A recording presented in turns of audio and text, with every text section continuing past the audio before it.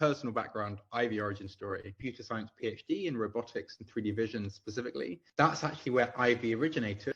We had a lab where lots of people were using lots of different frameworks. And so engineering by trade went into computer science PhD and now deep in the weeds of trying to unify all the machine learning frameworks, basically. Researchers or R&D teams that are frustrated with the fragmentation in the space, they want to be able to plug and play with any code that's out there, and they can't. Let's say that you are doing your work in PyTorch and you have your PyTorch data loading pipeline and all of your models and all of this stuff built up, and then DeepMind release some awesome stuff in JAX. You can't just try that. You need to wait for a re-implementation to appear several weeks and months later. The devil is very much in the detail, so there's going to be subtle differences to this, and then you can't guarantee that it's the same. So it's just very tedious to try to recreate that model in a new framework. So with Ivy, you can basically take any model in any framework in any version, add one function decorator, and you can bring it into your project, and it's guaranteed to work.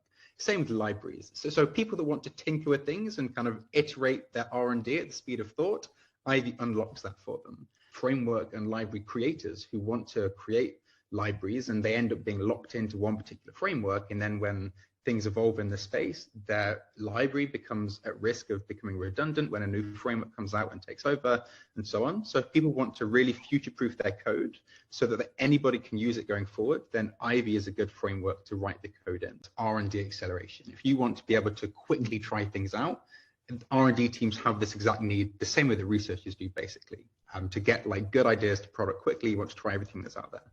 But another profile would be, let's say, kind of B2B developer-facing SaaS companies who themselves don't have a horse in the race with regards to which framework wins. They don't care whether PyTorch wins the race, JAX wins the race, TensorFlow, etc., or even scikit-learn and SciPy and some of the more classical frameworks, which are still in extensive usage in other areas in numerical computation in other sectors.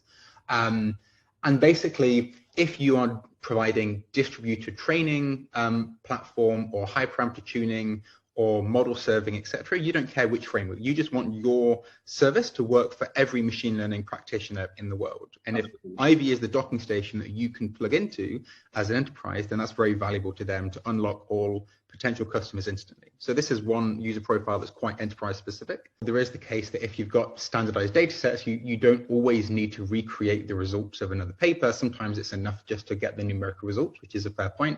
But often you need to test out various models on your own data that you've then tested on as a benchmark and so on. And if things are in different frameworks, it can be very hard to align the whole kind of loading and training pipelines and things. So there's often a case to do the reproduce. There's often a big need to transpile for reproducibility, absolutely. Another one is actually companies that have internal fragmentation. TensorFlow was by far the front runner 5 or 6 years ago. Of course, now PyTorch is the front runner, arguably, or I think quite convincingly, certainly in research. But there's a lot of companies that have put a lot of resources into extensive C++ customized code. It has TF Lite, which is very good for mobile and edge devices, and they have a setup pipeline for running in production TensorFlow code. And now their research is happening in JAX and predominantly PyTorch. And then there's this internal need to constantly bridge that gap and convert their research code into production code. So a lot of industries have internal fragmentation that Ivy can also solve, and that's obviously a huge money saver, huge accelerator of production. Yeah, Ivy is a fully fledged machine learning framework that can act as a drop-in replacement for PyTorch or TensorFlow, etc. This needs to be open source so that people can create new things with Ivy.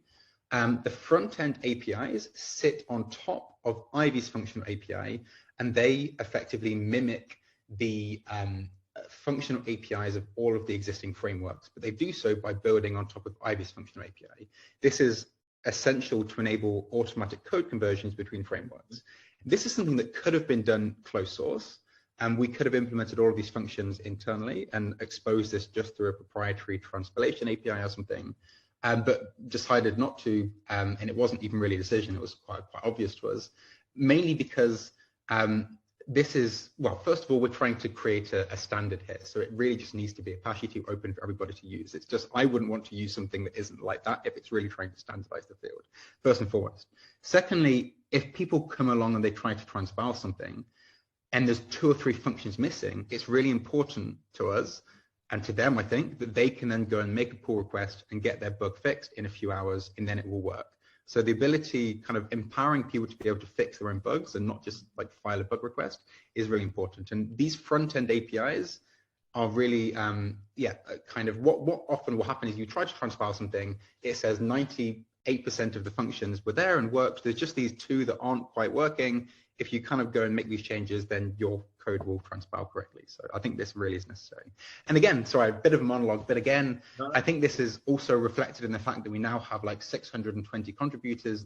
It's not just kind of a gimmick or something that all of these people have contributed or something. Like, we have managed to very strongly parallelize this huge engineering project, and the fact that it's so modular and each function is completely independent from the others means we can have 100 people on any given day working on Ivy in a meaningful way without treading on each other's toes. And I think open source, therefore, is a very strong, it is the best design to enable that kind of parallelism.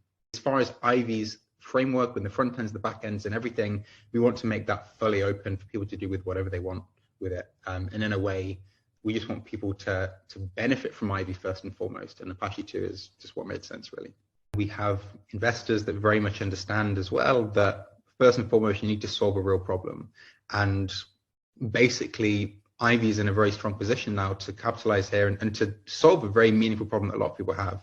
And if we can get people using Ivy, I mean, the first thing to say here is that we are committed to Ivy remaining free to use in a fully unrestricted way for all students, researchers, and academics. And so this is kind of not where we're going to try to derive any revenue further down the line. On our thoughts is to get Ivy out there, to get it in the form of an alpha release, which we're planning for early next year, get it in the form of a beta release, have complete unrestricted access to translations and compilations, see what the enterprises, startups, students, and open source community do with this, and then we can start to think about where we have the most value produced, where we might have the best possibility for successful value capture.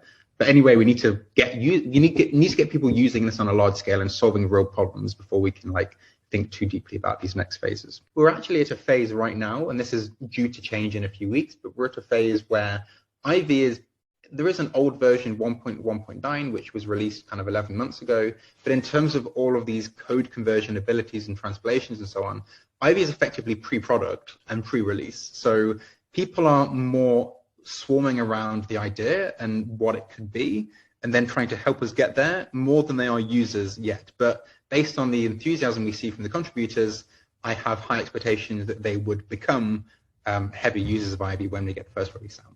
Is that I never imagined, so just for context, in January and even in February this year, so 10, 11 months ago, there was one contributor, which was me, and there was 80 GitHub stars or something. I didn't expect that it would parallelize quite as well as it has. The fact that we've now got 620 contributors, each of those have had somebody that's carefully reviewed the pull request, made sure it's correct, and got it merged. Obviously, that's partly because we've grown the team. Then everybody on the team has pull request reviewing responsibilities, so it parallelizes in that sense as well. And we've had so much engagement. We've got kind of 8,000 stars now, and everybody just getting around this project and contributing to it. So I didn't expect that it would parallelize quite as nicely as it has done. It seems like you can just kind of get more people engaged and everybody finds something useful to do. So that's nice. But we're hiring a mix of machine learning interns, machine learning full-time, so kind of machine learning engineers, both full-time and intern roles, and also now,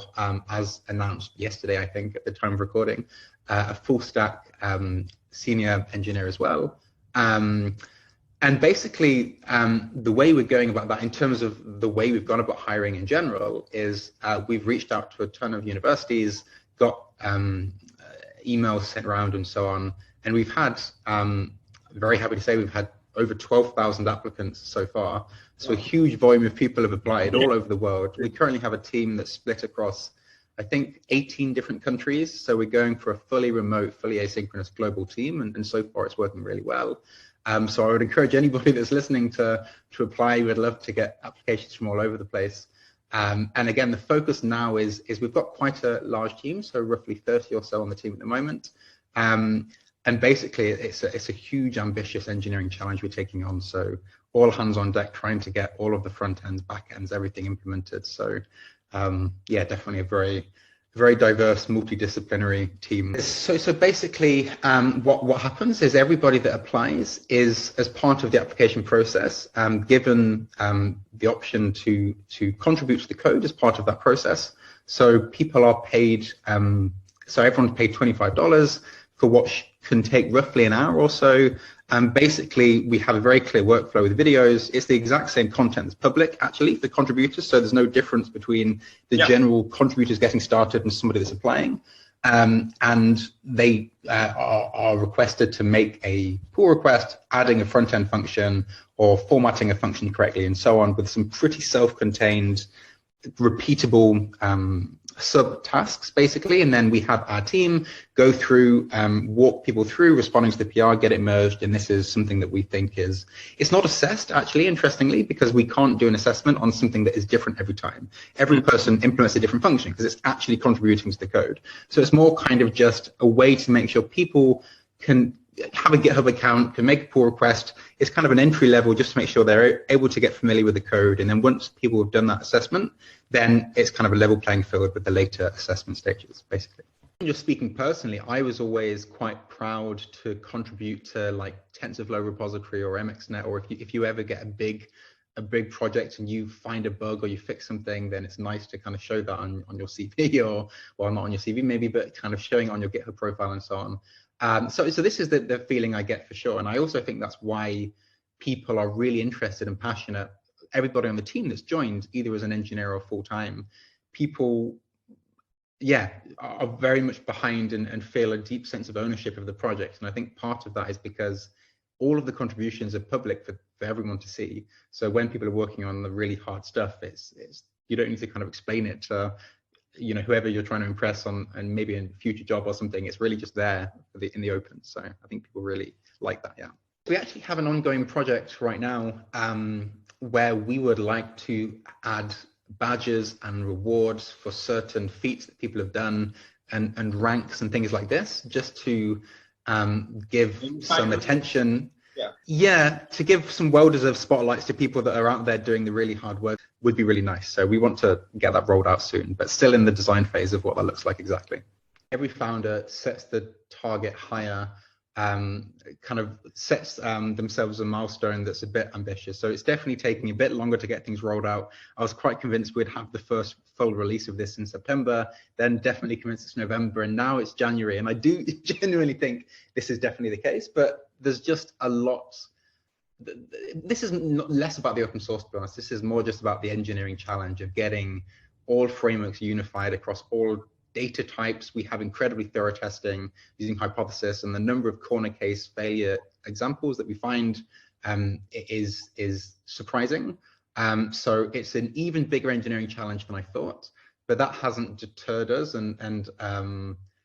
So I'm still quite confident about our prospects of building something pretty awesome. So one thing I took inspiration from was the creation of a Discord account and a following, or it could be a Slack account or whatever. But I think having a chat environment that's less formal, that doesn't need to have just a forum where you have issues and pull requests and stuff, but actually somewhere where you can just have a dynamic back and forth conversation, is incredibly valuable. So we have a Discord account, and you can click on this from the README and everything, very accessible.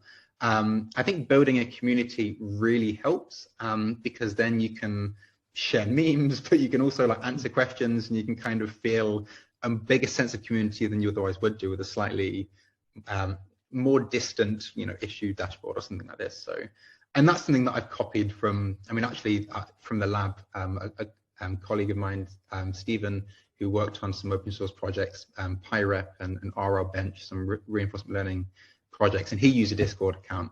So I definitely took some inspiration from the successes that he had as well. What helped the spark with us was that we did we reached out to universities and so on, and we got people engaging with this as part of the application process. I think that has helped, because in a way, a project obviously can be amazing and just doesn't have that initial push to get the ball rolling, and then it doesn't kind of gain that momentum. So if you can do some things that can help that, certainly in our mind partly was that Well, it serves a lot of things. Having people contribute to the code as part of the application tells them what the work's going to be like, and they can abandon the application if they want, which some people do, fair enough. It tells us, are they going to be able to do the actual work that they would then need to be doing? But also, it does get the ball rolling for the community visibility metrics, the contributors, the stars, because a lot of applicants then go on the website, they star it, etc. So if you can have some hacks that can kind of do all of this in one, then I would recommend that. It's definitely worked well for us to have that as part of the application, but also just getting the word out, messaging people on LinkedIn, doing a bit of the tedious, repetitive stuff, just telling people about it. And also, more importantly, less about kind of growth hacking or something, but just in general, I guess, building something, I would say, that doesn't try to compete too strongly with what's out there. I think actually my original mistake, more on a what is Ivy question, slightly more existential, was basically, we originally wanted Ivy to be only a framework, where now I had this naive idea a little bit that when we say, hey, we've created Ivy, now you can build new models and new libraries in Ivy, and it will support all frameworks. And kind of half of me thought that maybe everyone's going to start using Ivy now, which was, of course, not the case. And then kind of it made me think a bit more, well, actually, there's all these amazing repositories out there, like in PyTorch and TensorFlow, that have got huge communities and huge growth. Like, we should try to solve a problem that they can use without starting from scratch and re-implementing everything in Ivy. And this is then where the motivation came for the transpiler, and this is now one of the main things we're focusing on. So I guess also try to solve a problem that's not kind of reinventing the wheel, not trying to build something that's not integratable to everything that's already out there. And if what you do is complementary, I guess it's got more likelihood to succeed. Because there's a lot of people that already have very complex workflows and so on, and they don't want to kind of start again, even if what you're building could be better than what's out there eventually.